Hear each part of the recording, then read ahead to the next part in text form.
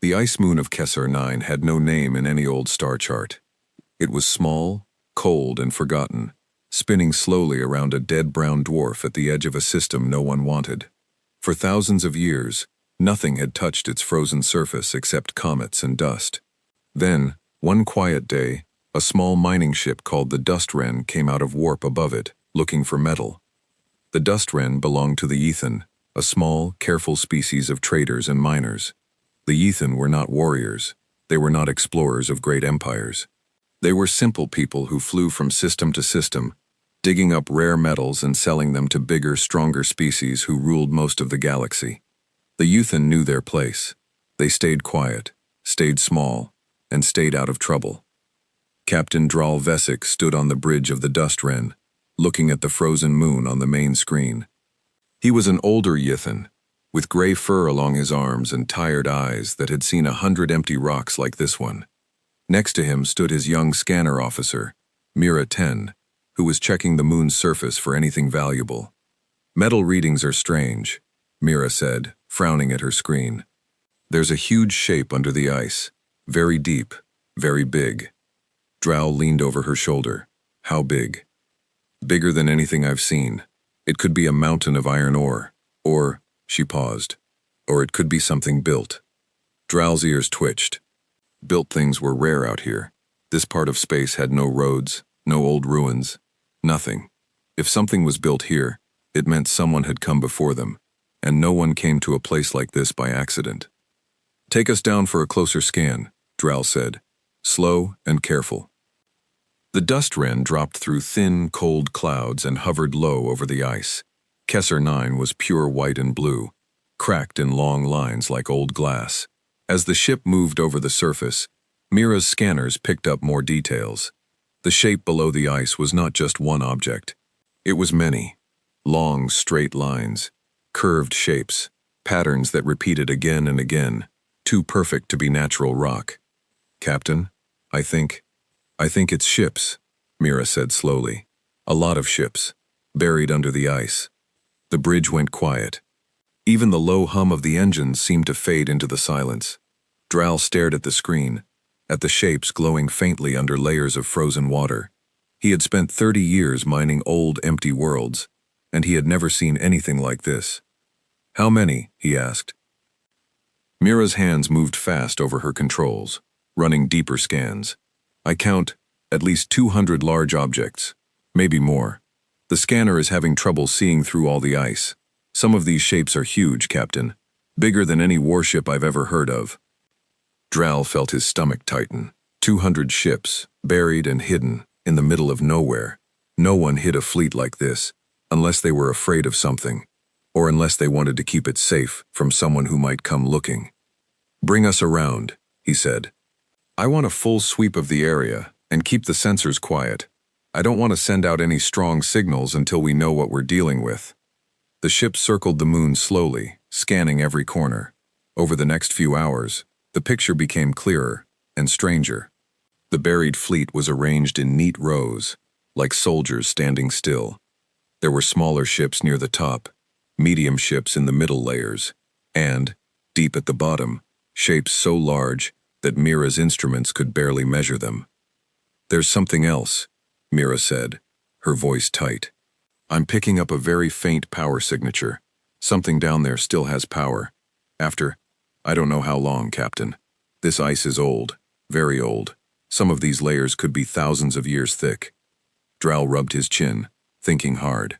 A fleet with power still running after thousands of years buried in ice was not a normal find. Most old wrecks were dead, cold, empty. This one was different. This one was sleeping. "Could it be automated defense systems?" he asked. "Something that might wake up if we get too close." "I don't know," Mira admitted. "The signal is too weak to tell. It could be nothing. It could be everything." The rest of the crew had gathered near the bridge by now, drawn by the tension in the air. There were only 12 of them on the Dust Wren, all Yithan, all far from home. The ship's engineer, a stocky female named Kor, pushed her way to the front. "If there's power down there, maybe there's cargo too," Kor said, her eyes bright with the thought of profit. "Old fleets sometimes carry treasure, Metals we can't make anymore. Technology worth a fortune. Drow shook his head slowly. Or maybe there's a reason it's buried under a mountain of ice in the middle of nowhere. Things don't hide themselves by accident. Still, the thought of profit was hard to ignore. The Weathen were not a rich species. Every trip out here cost fuel, food, and time, and the crew of the Dust Wren had families waiting for them back home, who needed the money from whatever they found. A find like this, if it was real, could change all of their lives. "We won't touch anything without being careful," Drow said finally. "First, we send down a probe. Just a probe. No people, no drills, nothing that could wake up whatever is down there. We watch, we learn, then we decide." The crew agreed, some eager, some nervous. Within the hour, a small round probe was released from the belly of the Dust Wren. It fell slowly through the thin atmosphere, landed on the ice, and began drilling down with a thin heat beam, melting a narrow tunnel through the frozen layers. It took nearly 6 hours for the probe to reach the first metal surface. The whole crew watched the feed in silence, watching the ice grow darker and thicker on the small screen, watching the drill inch downward meter by meter. When the probe's camera finally showed a flat gray wall of metal, a soft gasp went through the room. "Contact," Mira whispered. The metal wall was smooth, without a single scratch or rust mark, as if it had been built yesterday instead of buried for who knew how many centuries. The probe moved its camera along the surface, and then stopped on a marking. A symbol. Simple lines, painted in faded white, almost worn away by time but still visible. None of the Weathen recognized it. It did not match any species they had traded with, not any writing from the old empires they had studied in school. It was something new, something from very, very far away. "Zoom in," Drow said. The camera focused. The symbol looked almost like a shield, with a single star inside it, and beneath the star, letters in a language none of them could read. "I've never seen this," Kor said quietly. "In 30 cycles of mining old wrecks, I've never seen writing like that." Drow felt a strange chill run through him, one that had nothing to do with the cold outside. He had a feeling, deep in his gut, that they had found something they were not supposed to find, something big enough, and old enough, to have been forgotten by the entire galaxy. "Send the probe further," he said. "Try to find a way inside." The probe moved along the buried hull, searching. It took another hour before it found what looked like a hatch, a large round door built into the side of the ship, sealed tight. There were no obvious controls, no panel to open it. Whatever was inside had wanted to stay closed. "I want to report this," Mira said suddenly. "Captain, this is too big for us. We should call the Trade Guild. Let them decide what to do." Drow thought about it. Calling the guild meant sharing the discovery with everyone, and losing any chance of profit for his small crew, but it also meant safety, and guidance, and not being alone with something this strange. "Not yet," he said slowly. "First, we learn more. If this really is dangerous, I don't want to bring anyone else into it until we understand what we're facing. If it's valuable, I want my crew to get their fair share before some big guild ship swoops in and takes it all." The crew nodded, some relieved, some still nervous. Kor began preparing gear for a closer, physical inspection.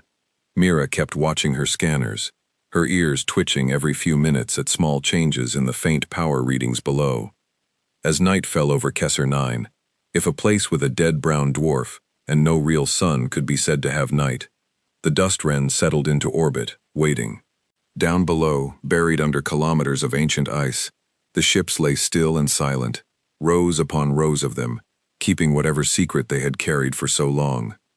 None of the Weathen on that ship could have guessed what they had truly found. They thought it might be an old wreck, a lost treasure, a mystery to solve and sell. They did not know that they were looking at the resting place of an entire fleet, built by a species that had once fought a war so terrible it nearly ended them. A species that had chosen to bury its greatest weapons and go to sleep, waiting and watching for the day it would be needed again. They did not know they were standing above the graveyard of gods who were not dead, only sleeping. Late into that first night, Mira sat alone at her station, unable to rest, watching the faint power signal pulse steadily beneath the ice. like a heartbeat that refused to stop. "What are you?" she whispered to the empty bridge, "and what are you waiting for?"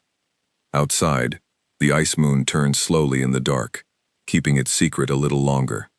Down inside the buried fleet, deep in the coldest part of the flagship, a single light blinked on a control panel that had not moved in a very long time. It blinked once, twice, and then went still again. Not fully awake, not yet, but no longer completely asleep either. Something, somewhere in that vast frozen structure, had noticed the small probe drilling through the ice above it, and it had begun, very quietly, to remember its purpose. Morning did not truly come to Kessler 9, since the moon had no real sun, only the dim brown light of its dead star far away. But on the dust wren, the crew still followed a normal day cycle, and when the ship's clock marked morning, Captain Dral Vesic was already back on the bridge, staring at the frozen fleet on his screen, as if it might vanish if he looked away. During the night, the probe had kept working, slowly cutting a wider tunnel down to the sealed hatch on the buried ship. Mira 10 had barely slept either. Her eyes were red, but sharp, fixed on the readings that kept changing in small, strange ways. "The power signature is stronger," she told Dral as soon as he walked in. Not by much, but it moved, like something inside shifted position, or turned something on. Dral did not like that at all. Could it be reacting to our probe? "Maybe," Mira said, "or maybe it's just old machines cycling on their own, the way old equipment sometimes does. I can't be sure. The signal is coming from very deep inside, past layers of metal our scanners can't fully see through." Cor, the engineer, arrived a few minutes later, already dressed in her cold weather suit, ready to go down herself if needed. "I say we send a small team," she said. "The probe found a hatch.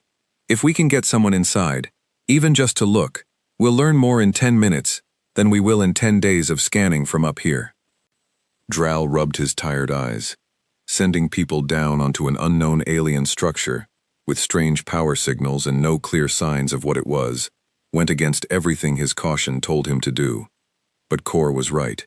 The scans alone were not enough. And a small part of him, the part that had once dreamed of being more than a quiet miner flying dull cargo routes, wanted to know the answer just as badly as she did. "Fine," he said at last.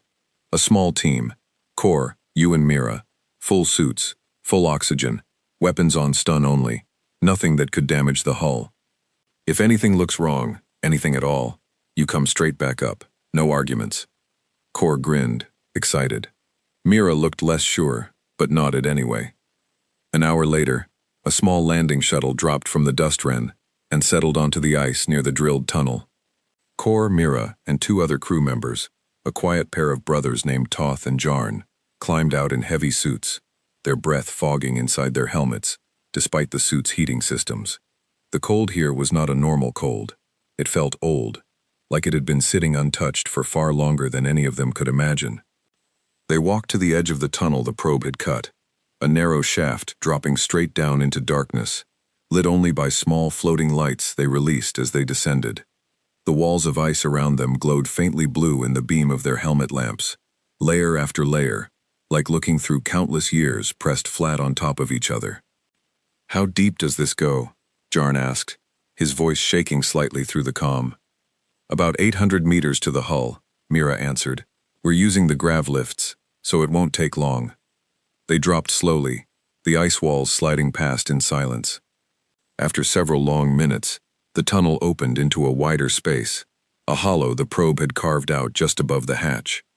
The 4 of them landed gently on a small platform of packed ice, and there, right in front of them, was the massive metal hull, filling their vision from side to side. Up close, it was even more impressive than the scans had shown. The metal was dark gray, almost black in the dim light, without a single seam or rivet visible anywhere. It looked as if it had been grown, not built, poured into shape like living stone. "By the old stars," Cor whispered. "Look at this workmanship. I've never touched metal like this." She reached out a gloved hand and pressed it against the hull. Nothing happened. No response, no sound, nothing but cold, solid metal. Mira moved toward the hatch the probe had found earlier, A huge circular door, easily 3 times her height. Up close, she could see the faded symbol again, the shield with the star inside it, and beneath it, more of the strange writing, worn but still readable if you looked closely enough. "Toth, can you get a clean scan of these letters?" she asked. Toth stepped forward with a small device, running it slowly across the symbols, recording every detail. "Got it. I'll run it through the translator once we're back on the ship. Might take a while, since we have nothing to compare it to." While Toth worked, Kor moved along the hatch's edge, looking for any way to open it. She found a small panel, half buried under a thin layer of ice, hidden in a groove along the side. She cleared the ice away carefully, and found something underneath that made her breath catch. "There's a control here," she said. "Buttons or something like them. No writing on them, though." Dral's voice came through the comm from the ship above. "Do not touch anything you don't understand. I mean it, Kor." "I wasn't going to press it," Kor said, sounding almost hurt. "I was just going to look." She leaned closer, running her scanner over the panel instead. As she did, one of the small floating lights near her flickered, then dimmed. Then another light flickered too. Mira felt a chill run down her spine that had nothing to do with the cold. "Is something interfering with our equipment?" she asked. "Checking," Toth said, glancing at his own scanner. "Power readings just spiked. Right here, right where we're standing. Small, but real." The group went quiet, all 4 of them staring at the massive door in front of them. For a long moment, nothing happened. Then, very slowly, a thin line of pale blue light appeared along the edge of the hatch, tracing the outline of the great circular door. "Move back," Dral's voice snapped through the comm, sharp with alarm. "Move back now." The 4 crew members scrambled backward across the small platform of ice, hearts pounding, as the blue light grew brighter, running in smooth lines across the surface of the hatch like veins lighting up under skin. A low humming sound began, so deep they felt it in their chests more than heard it with their ears. "It's waking up," Mira said, her voice trembling. "Something down there is waking up." Then, as quickly as it had started, the light dimmed again, fading back to almost nothing, and the humming sound slowly died away. The hatch remained closed. Silence returned, heavy and complete. They all stood frozen in place, staring, waiting for something else to happen. Nothing did. "Report," Dral said, his voice tight with worry. "What just happened down there?" "We're not sure," Kor answered, breathing hard. "The hatch lit up, there was a sound, and then it stopped. Nothing opened, nothing attacked us. It's just quiet again." There was a long pause on the comm before Dral spoke again. "Get back up here, all of you, now." None of them argued this time. Back on the dust wren, the mood had changed completely. What had started as an exciting discovery now felt like something far more serious and far more frightening. The crew gathered in the main hold as Kor and Mira described what they had seen and felt. The light, the sound, the way the whole structure seemed to have noticed them. "It reacted to us," Mira said. "Not violently, but it reacted. Something inside that fleet is not just old machinery running on leftover power. Something in there is aware, even if only a little."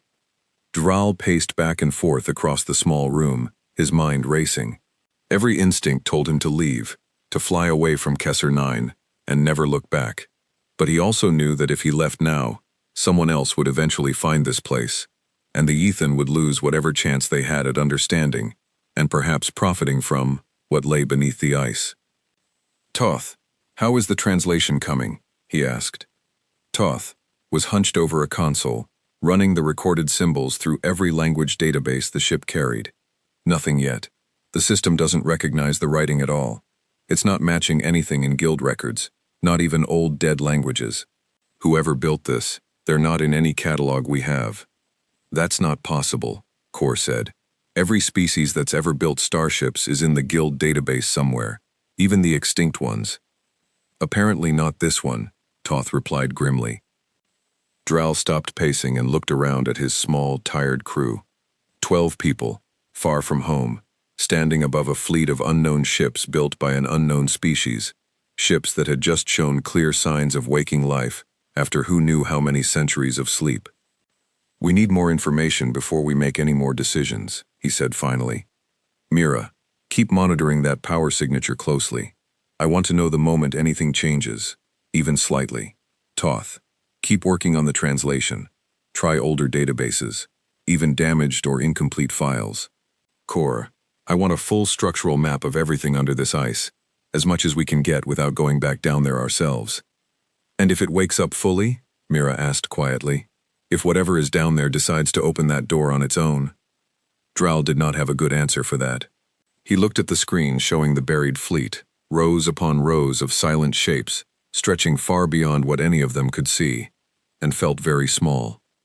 "Then we will deal with it," he said, trying to sound braver than he felt. "But until then, we watch, we learn, and we stay ready to run." Down below, deep inside the flagship, more lights had begun to flicker on, one by one, spreading slowly through long dark corridors that had not seen light in longer than the Ethan species itself had existed. Old systems, buried for centuries, were beginning, very slowly, to remember how to function again. And somewhere in the deepest part of the ship, protected by walls thicker than anything the Wythan had ever built, a single mind, neither fully machine nor fully something else, opened something like an eye for the first time in a very long while, and began to listen to the small, curious creatures scratching at its door. It was not afraid of them. It was simply, quietly, starting to remember why it had been left here in the first place. 3 days passed on Kessler 9, and the dust wren stayed in orbit above the ice, watching, waiting, learning. Captain Dral Vesic had not left the bridge for more than a few hours at a time. His eyes were heavy with lack of sleep, but his mind stayed sharp, focused entirely on the mystery buried beneath them. Toth had finally made progress on the translation. It had not been easy. The language on the hull matched nothing in any guild record, but by comparing the patterns of the symbols to basic mathematical structures, he had slowly begun to crack pieces of it, one small piece at a time. "I have something," Toth said, calling the others to the small research room he had set up. His eyes were red from staring at screens for days, but there was excitement in his voice. Not much, but something. The crew gathered around him. On the screen was an image of the symbol from the hatch, the shield with the star, and beside it, a rough translation Toth had managed to piece together. "The word under the star," Toth said slowly, "means something like guard or watch, and this longer line of text beneath it, I think it's a name, or a title. It reads something like, The Vigil." "The Vigil," Mira repeated softly, "like a fleet that watches, or waits." "That fits," Core added. "Everything about this place feels like waiting. The way it's buried, hidden, sealed up tight, like someone wanted to protect it from being found, or protect something else from it, until the right time came." Dral crossed his arms, thinking. Waiting for what, though? A war? An enemy? Or just waiting for their own people to come back for them? No one had an answer. Over the following 2 days, Toth kept working, and slowly, painfully, more of the ancient language began to make sense. He combined the recorded symbols from the hatch with new data Mira managed to pull from the ship's growing understanding of the buried fleet's power grid, small signals leaking out here and there as more systems flickered to life below the ice. It was during the 5th day that they finally managed to access an old data fragment, a weak signal the probe picked up from somewhere near the hull, a broken recording that had survived, barely, through however many centuries the fleet had lain buried. Toth ran it through every filter and repair program he had, and after hours of work, a rough, crackling voice finally came through the speakers in the research room. It spoke in a language none of them understood, words rough and broken by time and damage, but there was something about the tone, the rhythm of it, that felt deeply, strangely calm, as if whoever had recorded it had known, even then, that whoever eventually heard it might be listening a very long time later. Toth ran the recording through his half-finished translation program, and slowly, word by broken word, rough text began to appear on the screen beneath the audio. "If you are hearing this, the vigil has been sealed. We go to rest, so that something may continue. The war took everything. We could not win, so we chose to wait, to sleep, until the day comes when we are needed again. or until the danger has truly passed. The recording cut off, breaking into static, and did not resume no matter how many times Toth tried to clean it. The room stayed silent for a long moment after the voice stopped. "A war," Dral said finally, his voice quiet. "They lost a war, or they couldn't finish one. So they buried their entire fleet and put themselves to sleep, waiting for something to end, or waiting to be needed again. That's not the behavior of a small, weak species," Mira said slowly. "You don't build a fleet this size, sleep through centuries, and still keep some kind of power running the whole time, unless you were once very, very powerful." Kor looked uneasy. Powerful enough to lose a war, though. Powerful enough to need to hide their entire military and disappear. What could beat something this big? No one had an answer for that either, and the thought hung heavy over all of them. Dral stood and walked to the window, looking out at the pale, cold surface of Kessar 9 stretching below them. Somewhere down there, under kilometers of ice, an entire species had chosen to bury its strength and vanish, rather than let their fleet be destroyed, or perhaps rather than let it be misused.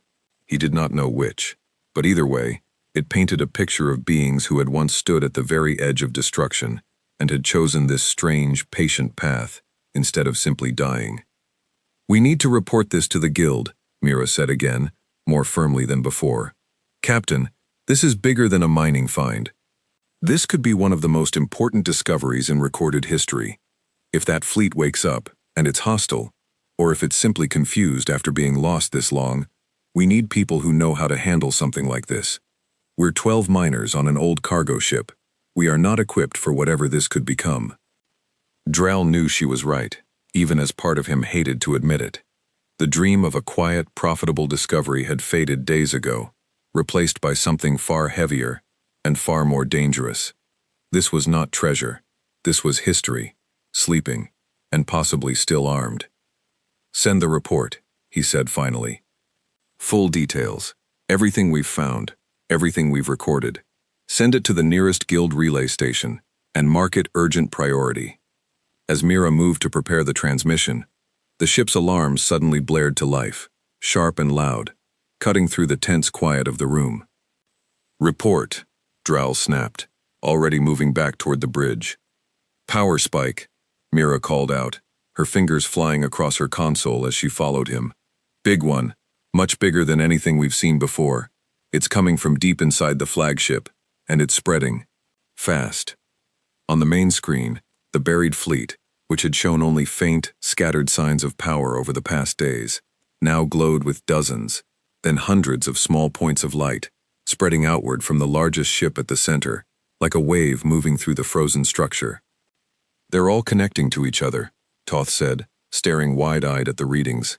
"Every ship down there, they're linking up, like they're preparing for something."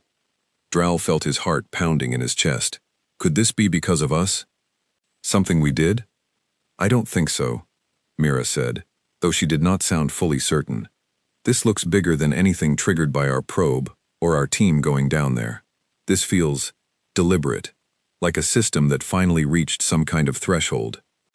The bridge fell into a tense, frightened silence as they all watched the screen, watched the light spreading further and further through the buried fleet, ship after ship coming online, layer after layer of ice glowing faintly from the light beneath it.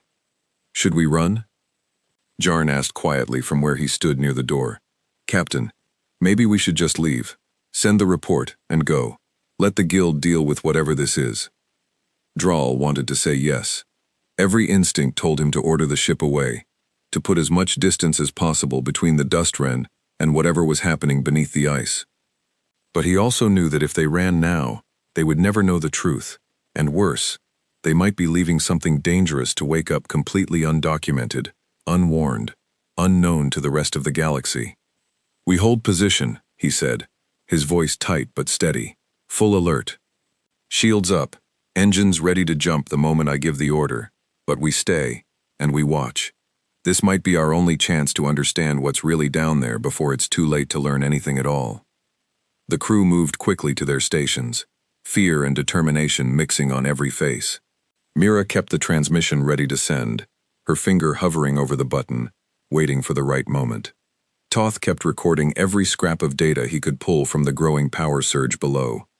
Kor checked and rechecked the ship's shields, muttering quietly to herself as she worked. Down on the ice, the light beneath the surface grew brighter and brighter, until it began to shine faintly through the frozen ground itself, turning the pale white ice into a soft, glowing blue, visible even from orbit. It looked, Mira thought, almost peaceful, almost beautiful, like watching a heart begin to beat again after a very long stillness. But peaceful was not the same as safe, and none of them forgot that as they watched, waiting to see what would happen when whatever slept beneath Kesser 9 finally, truly, began to stir. In the deepest part of the flagship, systems that had lain dormant for centuries continued coming online, one after another, following patterns and protocols set in place so long ago that even the ship's own memory banks struggled to fully recall their original purpose. Slowly, carefully, the vast sleeping mind at the heart of the fleet reached out through its own network, checking each ship, each system, each long-dormant chamber where its people still lay in careful, protected sleep. It found them still safe, still whole, still waiting. And for the first time in longer than it could easily measure, it began, very slowly, to consider whether it was finally time to wake them. The glow beneath the ice did not fade. If anything, over the next several hours, it grew steadily brighter, spreading further across the frozen surface of Kesser 9, until almost a third of the moon's visible ground shimmered faintly blue from orbit. The crew of the Dust Wren watched in tense silence, taking turns at the sensors, no one willing to sleep while something so large and so unknown continued to wake beneath them. "Report just went out," Mira said quietly, her eyes fixed on her screen. "Full data, everything we've recorded, sent to the nearest guild relay. If it reaches them clean, help could be here within a few days, depending on how fast they move." "A few days," Drow repeated grimly. "That might not matter, if whatever's down there finishes waking up before then." As if answering him, the ship suddenly shuddered slightly, a low vibration running through the hull that had nothing to do with their own engines. Everyone froze. "What was that?" Kor asked, gripping the edge of her console. Mira checked her readings quickly, her hands trembling slightly. Something just pushed, a wave of energy, from the surface. It rippled outward and reached us, even up here in orbit. Whatever's happening down there just got a lot stronger. On the main screen, the image of Kesser 9 showed the glow beneath the ice pulsing now, steady and rhythmic, like a heartbeat growing stronger with every beat. Then, near the center of the largest buried structure, the ice itself began to crack. Thin lines spread outward across the frozen surface, glowing faintly blue where they split, growing wider and longer, as the pressure from below continued to build. It looked, from orbit, like watching a great frozen egg begin to break open from the inside. "Captain," Toth said, his voice tight, "structural stress readings on the ice are off the charts. Something down there is pushing up. Hard. I don't think it's an accident anymore. I think it's trying to break free." Drow's mind raced. Every option in front of him felt dangerous. Stay and risk whatever was about to emerge. Run and abandon the discovery, and possibly leave a threat unwatched and unwarned for whoever came next. He thought of his crew, of Mira and Kor and Toth and the others, all depending on him to make the right call. "Bring the shields to full power," he ordered, "and prep the engines for immediate jump. If anything comes up out of that ice that looks even slightly hostile, we leave immediately, no hesitation." "Understood?" "Understood," the crew answered, voices tense but steady. For nearly an hour, they watched the cracks spread wider across Kesser 9's surface, the blue glow beneath growing brighter with every passing minute. Then, without warning, a section of ice near the center of the fractures simply lifted, rising slowly into the thin atmosphere, breaking apart into massive chunks that spun away into the dark, revealing a wide, glowing opening beneath. From that opening, the very tip of a massive ship began to rise. It came up slowly, almost gently, despite its obvious size, its dark hull catching the faint light of the distant dead star as it emerged from its icy tomb. Water vapor and loose ice crystals swirled around it in a thin, shimmering cloud, catching the light and making the whole scene look almost magical. if it had not also been utterly terrifying. "That's the flagship," Mira whispered, staring at the screen. "The one with the strongest power signature. It's enormous." As more of the ship rose free of the ice, its true scale became clear. It dwarfed the dust wren entirely, easily large enough to swallow their small mining vessel 100 times over. Lines of pale blue light ran across its dark hull in complex patterns, pulsing steadily, and near its front, a section of the hull began to shift and open, revealing something like a massive hangar bay within. "It's not attacking," Kor said carefully, watching just as closely as everyone else. "It's just rising. Slowly, like it's stretching after a long sleep." Drow did not relax, not even slightly, but he held the order to jump, watching, waiting, trying to understand. Then, on every screen across the dust wren, a new signal appeared, cutting cleanly through the ship's communication systems without any warning. It was not the broken, static-filled recording Toth had recovered days earlier. This was clear, strong, and clean, a voice speaking in the same unknown language as before, but this time, words that Toth's translation program, still incomplete, still managed to partially decode in real time on a secondary screen. "Unknown vessel. You are near restricted. Vigil territory. Identify yourselves. Do not approach further." The voice was calm, even, without any obvious anger or threat in its tone, but the warning was unmistakable. "They're talking to us," Mira said, stunned. "Whatever's in there, it's aware of us. It's been aware of us this whole time." Drala swallowed hard, forcing himself to think clearly, despite the fear tightening in his chest. This was the moment. Whatever he said next, whatever he did next, would decide how this all played out. "Open a channel," he said. "Let me speak to them." Mira nodded quickly, her fingers moving across her console. "Channel open, Captain. Whatever you say. Our translation software will do its best to convert it, but it's still not perfect." Drow straightened, took a slow breath, and spoke as calmly and clearly as he could manage. "This is Captain Dral Vesic, of the mining vessel Dust Wren. We are a small, unarmed trade crew. We found your fleet by accident while searching for minerals. We meant no disrespect, and no harm. We only wished to understand what we had discovered." There was a pause, long enough that Dral began to wonder if his words had made any sense at all through the broken translation. Then the voice returned, and this time, the translation came through more smoothly, as if whatever was speaking had also been working to bridge the gap in understanding. "Unarmed trade vessel. Acknowledged. Your probe and personnel triggered. Automatic response protocols. No offensive action was taken against you. The Vigil does not attack the unprepared." Drow let out a breath he had not realized he was holding. "Thank you," he said carefully. "May I ask, who are you? What is the Vigil? We found records mentioning a war, a sleep, a purpose we do not fully understand." Another pause, longer this time. "That information requires proper authorization. Please stand by."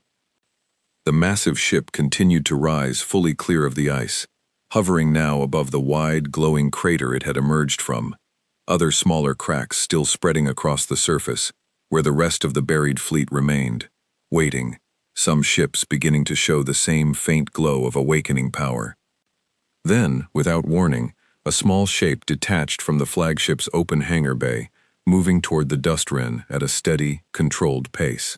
It was tiny compared to the massive vessel it had come from, but still easily 3 times the size of Dral's own ship, sleek and dark, moving with a smoothness that suggested technology far beyond anything the Ethan possessed.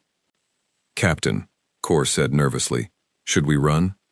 Dral watched the approaching shape, his hands clenched tightly at his sides. Every instinct screamed at him to order the jump, to flee while they still could. But the voice, calm and measured, had not threatened them. It had explained itself. It had, in its own strange way, been almost polite.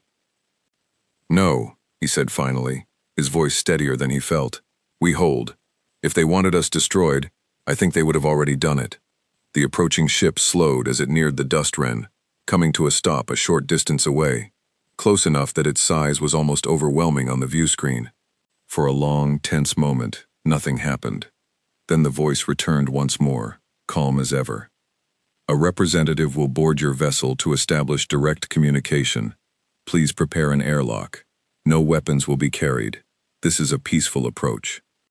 Drow looked around at his crew, at their frightened, exhausted faces, and felt the full weight of the decision resting on his shoulders.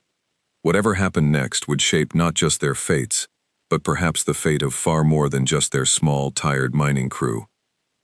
"Prepare the airlock," he said quietly. "And someone wake Toth up properly.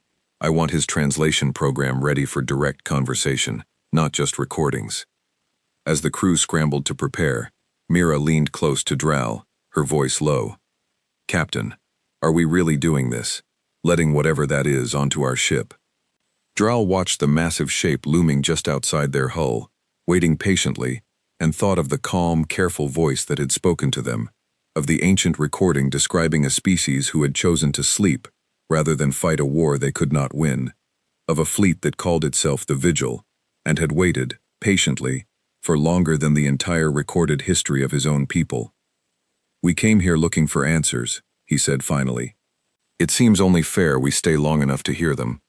Behind him, on the main screen, the glow beneath the ice continued to spread across Kesser 9, more of the ancient fleet rising slowly from its long, frozen sleep, and somewhere deep within that awakening armada, the first of its people, humanity itself, was beginning, after longer than anyone could easily measure, to open their eyes once more. The airlock door hissed as it opened, and the entire crew of the Dust Wren stood waiting, tense and silent, weapons left behind as promised, though every one of them still felt the fear of the unknown pressing on their chests. Through the open door stepped a figure unlike anything they had ever seen. It was tall, taller than any Wythan, standing on two long legs with a straight, steady posture.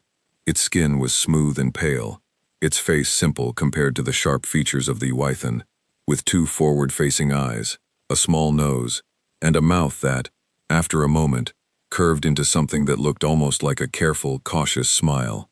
It wore a dark, fitted suit covered in the same faint, glowing lines they had seen on the massive ship outside, and it moved with quiet, controlled confidence, not threatening, but clearly capable. "My name is Commander Ellen Voss," the figure said, and this time, thanks to hours of quick work by Toth and the ship's translator, the words came through clearly, if slightly stiff, in the Ethan tongue. "I am told you are the ones who found us." Drow stepped forward, doing his best to hide how nervous he still felt. "Captain Drow Vesic, of the trade vessel Dust Wren. We did not mean to disturb you. We only wished to understand what we had found."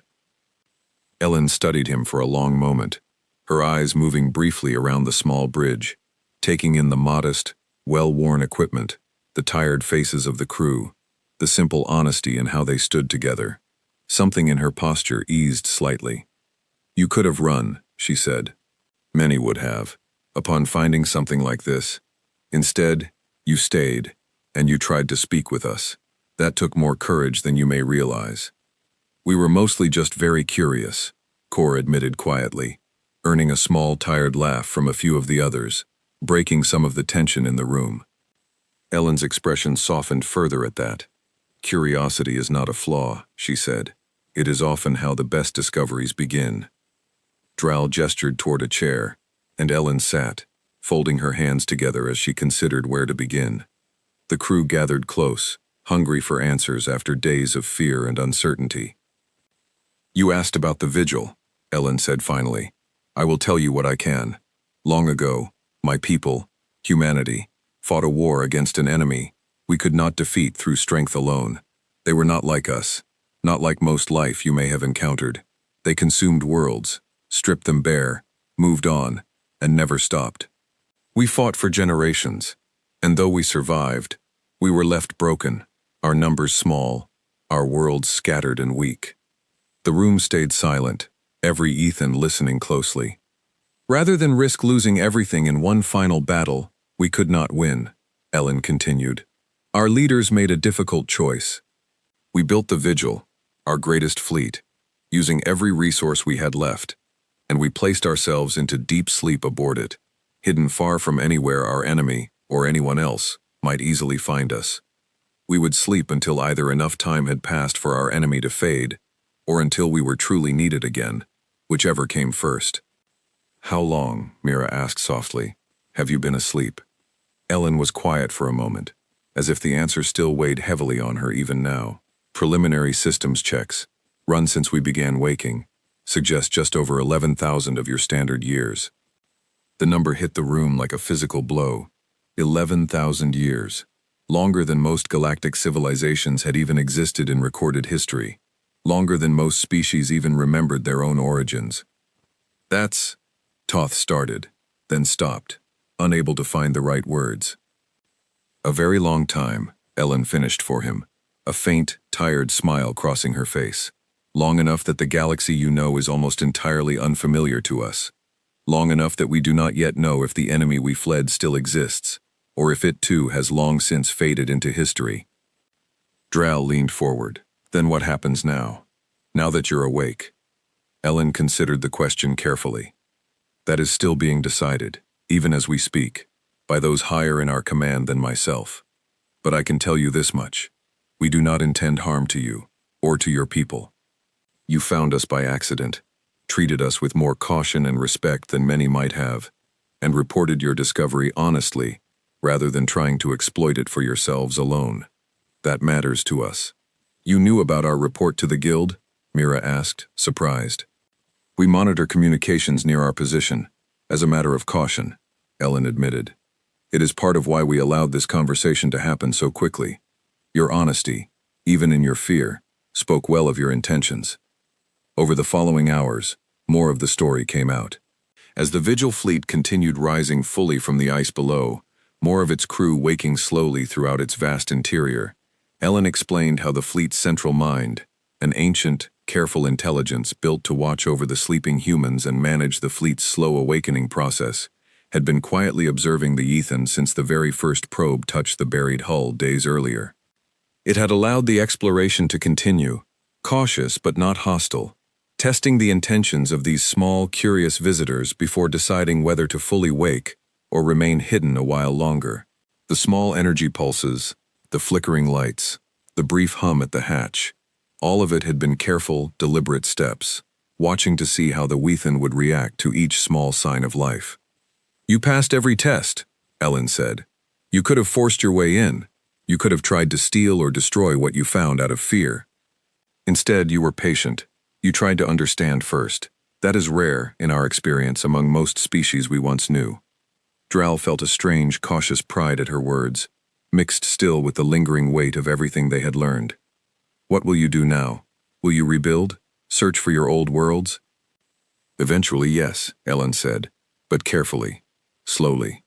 We are still few, still recovering, still learning what has changed in the galaxy while we slept.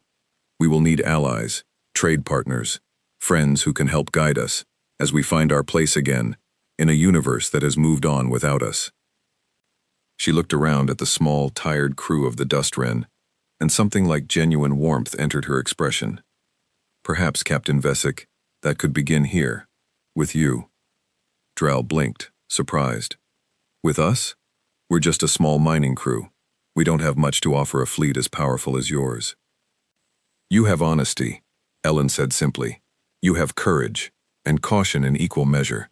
And you found us not through violence or greed, but through simple curiosity. And you chose to communicate rather than attack or flee blindly. In our experience, that combination is worth far more than resources or military strength. Trust, once earned, is rare and valuable. Over the following days, as the full Vigil fleet continued its slow, careful awakening across the ruined ice fields of Kessar 9, official guild representatives finally arrived, drawn by the Dust Wren's earlier report. What they found was not a dangerous, hostile force to be feared, but a cautious, wounded species, reaching carefully back out into a galaxy that had forgotten it existed, choosing diplomacy and careful honesty over the raw power it so clearly still possessed.